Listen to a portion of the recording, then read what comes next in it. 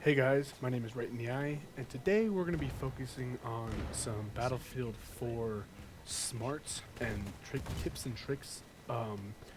First of all, we're going to want to talk about what happens when you first spawn. So right off spawn, what is something that you're thinking that you're going to do to either get back in the fight? Because usually in a battlefield, you spawn relatively far away from combat unless you spawn on a squad mate. So I highly recommend that first of all you have squad mates, at least one. I mean, preferably more than that. Preferably like two or three. Maybe even try to find a full squad on Battlefield 1 that has five, so you can be four other players besides yourself. And then when you first come off spawn, you're going to want to make sure that you assess the situation of where you actually spawned at, because sometimes if you spawn on an objective, you might spawn in a different location than just on the objective that you selected. So make sure that you know where you're at first, and then make sure you're going either in the direction of the enemies with a flank, or with some type of off route that's not going to put you in the direct line of sight of your enemy. Because in doing so, you're going to allow you to stay alive longer, so maybe someone in your squad can actually spawn on you, and at the same time, you'll probably be able to pick up some more kills if you do it this way. So, relatively high survivability if you hit a flank. So if you can hit the enemy from behind, maybe pick off one or two enemies while you're pushing up on an objective, and at the same time, if you're allowing yourself to find many different spots available to you, so you can kill one guy, hide from him, kill another guy, hide from the rest of his squad. Because the biggest problems that I always have is when you spawn in on an objective and then you find a couple guys hanging out like in a corner like you just saw over there.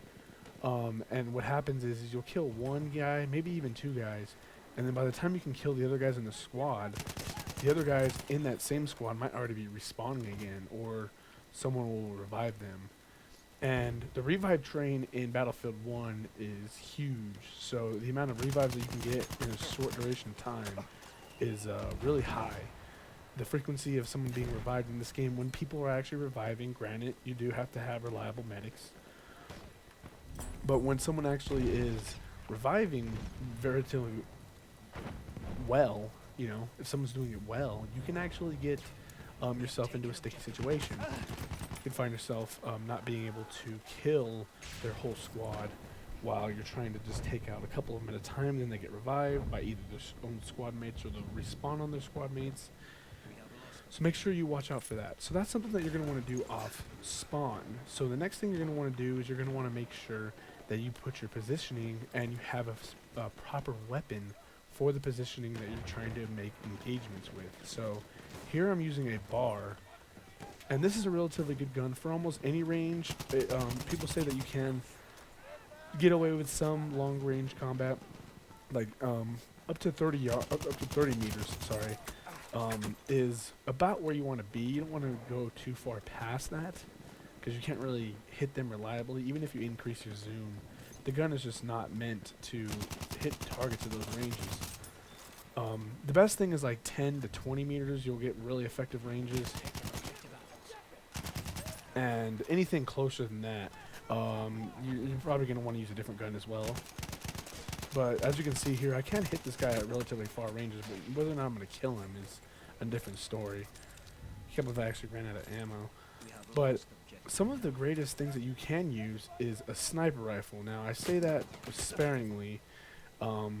Everyone likes to use the sniper rifle, especially if they're new to Battlefield. They want to pick up a sniper, try to see if they can pick a couple targets off. And they have made it a little bit easier in this particular game to use a sniper rifle more effectively. But in my personal opinion, I think you should stick to something among the middle ground. So go with a weapon that can give you a decent rate of fire, so you can spray the shots if you have to. Like, spraying and praying is bad, yes, we all know, but sometimes you just really got to lay down suppressive fire. And the support class has always been one of the classes to provide support fires as well as ammo. So in doing so, you'll allow yourself to be able to shoot off a lot of rounds at a time, so you can actually end up hitting some of them to get a kill. And at the same time, you'll be able to give yourself more ammo, so that you can, if you are a bad shot or not the best shot in the game, you can actually get more ammo from yourself rather than relying on a teammate to give it to you, because everyone knows that no one ever drops ammo in this game unless you have some really high player playing as a scout class. And that's just a given, you know, just try to rely on people in your squad rather than the random people that you find around the battlefield. It'll allow you to have a much easier time throughout your matches if you rely on the people in your squad rather than other people. And some other tactics that I would like for people to get wind of is get a weapon with the higher clip capacity. So using something like the Bar Storm that I'm using here might not be the best option because it has such a low capacity compared to some of the other weapons in this game. You can use like an MG15 that has 100 rounds, an MG15 suppressive has 200 rounds. So depending on what you want to do, so depending on what you want to do, allow yourself more rounds. It's always about having a little bit more rounds so you don't have to reload your weapon, especially since a lot of the weapons in Battlefield 1 take so long to reload. So that's a couple good tips.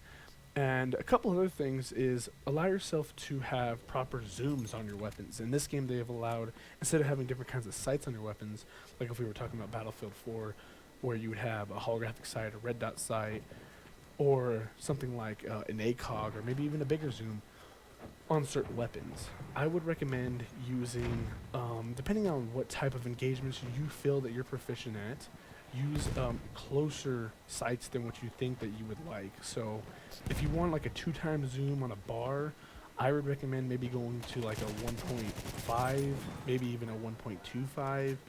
And then if you want a little bit further ranges, maybe bump it up to those 0.25 or 0.50 if you can increments, rather than jumping the whole ×1 power increase.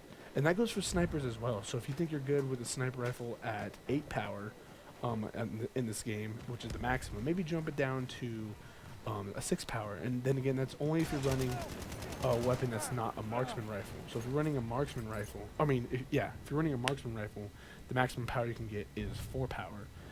So, which is a 4x zoom. So, with my bar here, let me just show you what I have here. So this is my kit. I'm using the melee. Normally I use a hatchet because, let me just show you some quick tips. So if you look over here, you'll see that it breaks wire and breaks wood. You can actually use the hatchet to break through barbed wires through your path, and wood as well, like doors and stuff like that. So that's why I use that. Frag grenade, I'm using the frag crossbow launcher ammo crate. The Repetier Pistole M1912, I'm using this in particular because I think it has a really badass reload animation. And it's basically like a Colt, an M1911, if you want to compare here. But look at the damage is a little bit more in the Colt, but the accuracy is less, and the control's a little less. So it gives you more control, but at the same time it gives you 60 more rounds in the rate of fire. So that's 360, and this one's 300. So that's why I use that in particular. The Bar Storm is my weapon of choice as far as this class goes. Now again, I would recommend using the suppressive here, the Storm here. Maybe even the optical here, which is pretty cool, gives you that red dot sight on it. But my setup here is iron sights. I'm using a 1.25 zoom because I want to get around that 1.5 or 2x, but I found myself not being able to hit people running across my screen with those zooms, so I zoomed it out a little bit more. And I have the Doughboy, doesn't matter about that. And make sure you keep your recoil on centered, because these other ones are just unrealistic of why anybody would even use them in the first place. So that's what I run on mine. And again, just make sure that you're able to zero in your zooms. You don't want your zooms to be too close when you're trying to get in close quarters combat. Again, the bar is most effective at up to 30 meters in my opinion. After that, you're kind of pushing it a little bit. 10 to 20 meters is kind of where that sweet spot is, right about this range right here. is the best, that you're going to want to be able to engage somebody, because someone running across your screen won't escape too quickly, and they won't run at you too quickly or switch positions on you too fast. So that's what I would recommend. Well, alright guys, that is going to be it for today, and I am going to get on out of here, and I will see you guys in the next Battlefield 1 tips and tricks videos, and I'm going to get all the way up to some of my advanced techniques that I use on the battlefield. I'll see you guys next time, and please like, comment, favorite, and subscribe.